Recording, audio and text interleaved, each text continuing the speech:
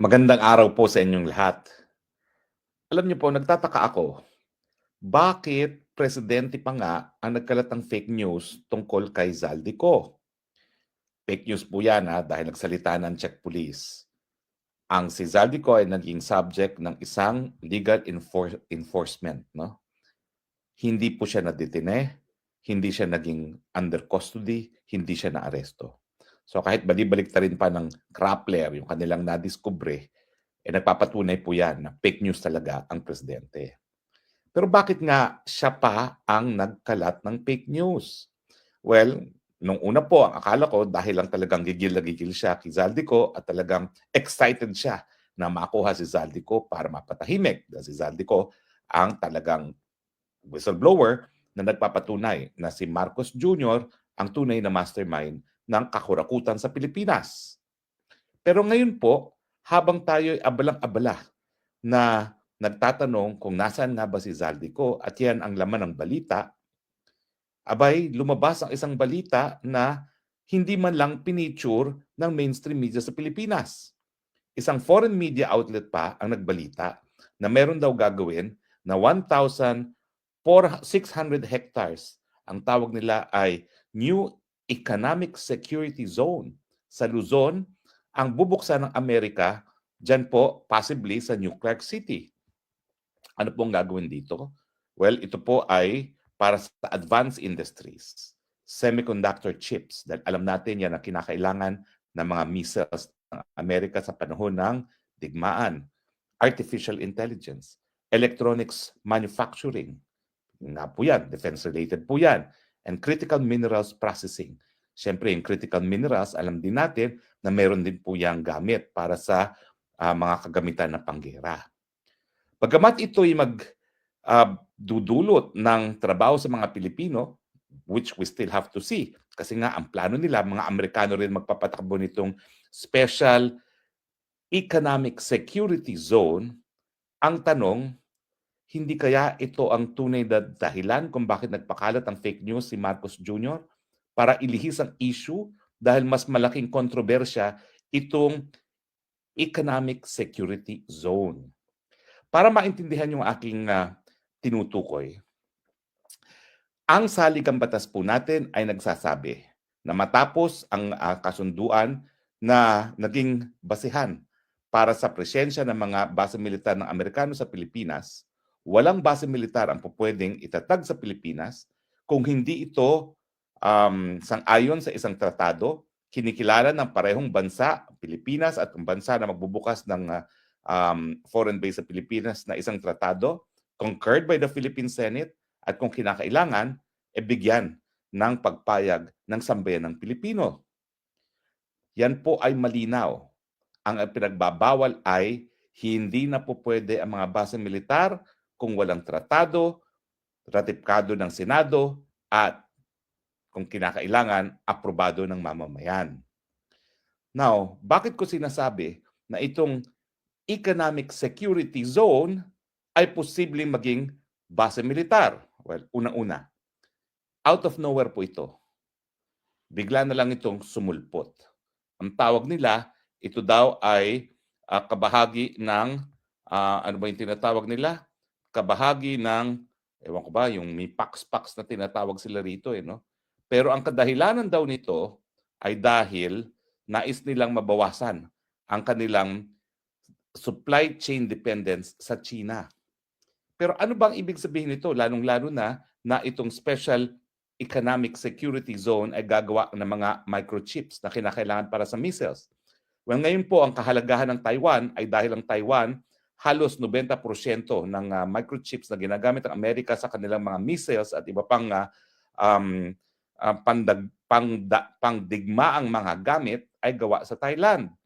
Kailan lang po nagkaroon ng balita na yung opposition party sa Taiwan ay nagtungo na sa China dahil gusto nilang ayusin ang kanilang relasyon.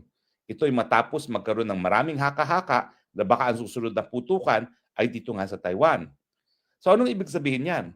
Well, ang Amerikano naman interested sa Taiwan, hindi dahil sa lokasyon ng Thailand kasi nasa Pilipinas naman sila. Ginagamit naman nila ang ating mga base militar at wala namang base militar sa Taiwan. Interested sila sa Taiwan dahil ang kanilang mga computer chips na ginagamit sa kanilang mga missiles at iba pang sandatang panggera ay gawa sa Taiwan. Now, bago po maanunsyo ito, na siyempre, sinapawan ng balita tungkol kay Zaldico, nabalita naman talaga na magkakaroon daw ng ganitong proyekto ang Pilipinas. Pero pansinin ninyo, una-una, bakit ang tawag ay Economic Security Zone? So hindi ito parang PEZA. Hindi lang po ito negosyo. Ito po ay para sa seguridad. Kaninong seguridad? Seguridad ng mga Amerikano. Hindi gaya ng mga PEZA registered owners, ito ay magiging under administration ng Amerika. Ang sabi ay ang length of time ay 99 years, renewable for another 99 years. Mantakin nyo yan. At rent-free. Walang bayad na upa. At yung mga Amerikano magtatrabaho rito, posible magkaroon ng diplomatic immunity o labas sa jurisdiction ng Pilipinas. Yung mga batas natin hindi umiiral o hindi pa iralin doon sa kanilang Special Economic Security Zone at siyempre mga hukuman natin mawawalan ng jurisdiction. Magkakaroon na naman ng mga Pemberton. Mga Amerikanong gagawa ng krimen laban sa mga Pilipino at hindi natin sila mapaparusahan sa ating mga hukuman.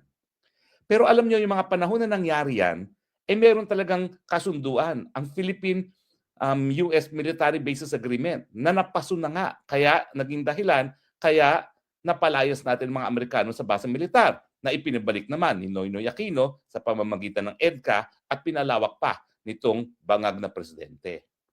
So unang-unang punto, bakit kasama na security zone siya? Ibig sabihin, gagamitin talaga yan para sa depensa. Depensa ng Pilipinas? Hindi, kasi nga mga Amerikano yan. Depensa ng Amerikano. Pangalawa, bakit sila magiging labas sa jurisdiction ng Pilipinas? Magiging labas lang sila sa jurisdiction ng Pilipinas kung mayroong tratado na nagsasabi na hindi sila sakop ng ating jurisdiction. Pero dahil walang ganyang kasunduan, ibig sabihin, mga kasundaluhan yan. Bakit? Kasi ang mga kasundaluhan na nakastation sa mga ibang mga bansa ay hindi sakop ng jurisdiction ng bansa kung nasaan sila. So malinaw sa akin, yung pangalan, security, yung exemption sa jurisdiction ng Pilipinas na binibigay sa mga Amerikano magpapatakbo niyan, at yung kanilang gagawin doon mismo sa Special Economic Security Zone ay kabahagi ng war effort. Ano ibig sabihin ko? Well, ang ibig sabihin ko po, miski hindi siya tinatawag ng base militar, siya po ay magiging valid military object. Ano pa ang valid military object na pwede ang gera sang-ayon sa batas na umiiral kapag merong digmaan? Well, ito po ang international humanitarian law.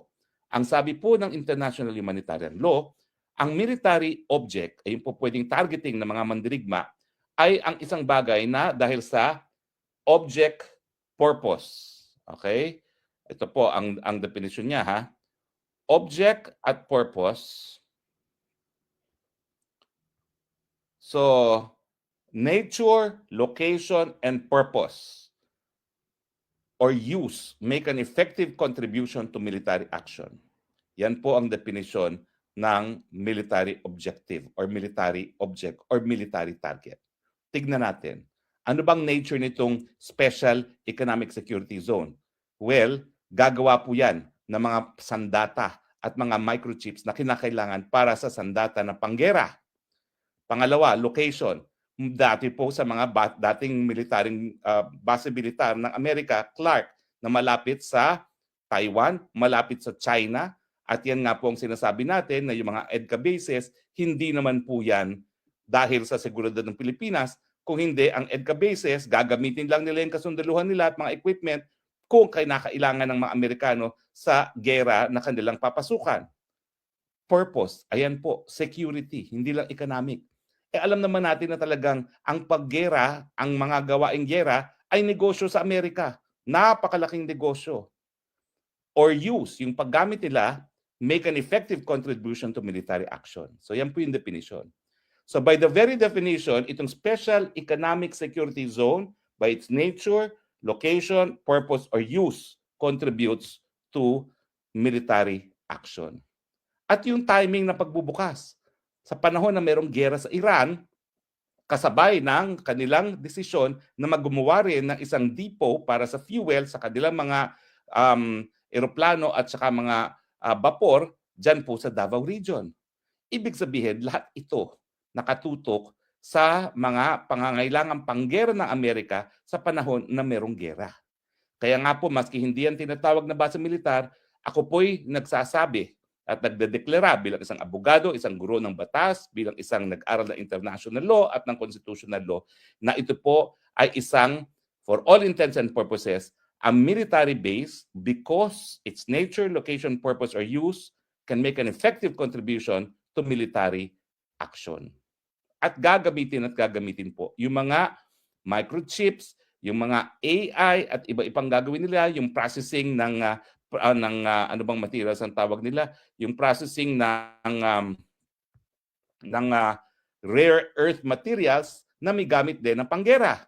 At yan po ay sigurado gagamitin sa nagaganap na gera ngayon sa Iran, kung ito'y magtatagal o kung hindi naman, so kahit anong gera na mai-involve pa ang Amerika. So sa akin po, posible na pinalaki nila ang issue nitong hindi naman pag-aresto kay Zaldico para makalimutan natin na hindi mapansin ang mas mahalaga pang issue ng pagbenta na naman ng soberenya ng Pilipinas at pagbaliwala na naman ng ating presidente ng ating saligang batas na nagsasabi na kahit anong military base ngayon sa ating teritoryo ay dapat sang-ayon lamang sa isang tratado na binigyan ng concurrence ng Senado at aproban ng taong bayan kung hilingin ng Kongreso. So, tingin ko malinaw na kung bakit nagpakalat ng fake news itong Marcos Jr. Kasi alam niya na yung suporta ng mga Amerikano ay crucial sa kanyang rehimen. Gaya ng umasa ang kanyang ama sa suporta ng Amerika para siya'y tumagal sa panahon na siya'y tumagal. Alam niya na kung mawawala ang suporta ng Amerika dahil sa korupsyon at dahil sa kanyang estado ng pag-iisip, hindi natatagal ang kanyang rehimen. At dahil po dyan, ibibigay niya ang lahat ng kinakailangan ng Estados Unidos. Kasama na po dyan ang ating teritoryo, ang ating soberenya, at ang pagkakaladkad niya sa ating bansa sa isang gera na wala tayong kinalaman, na isang paglabag na naman sa probisyon ng saligang batas na nagsasabi na we renounce war as an instrument of our foreign policy.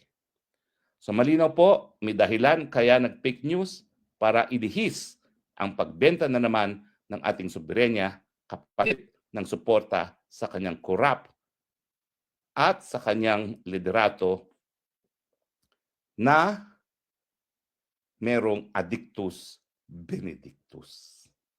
Maraming salamat po sa inyong patuloy na pagtangkilik.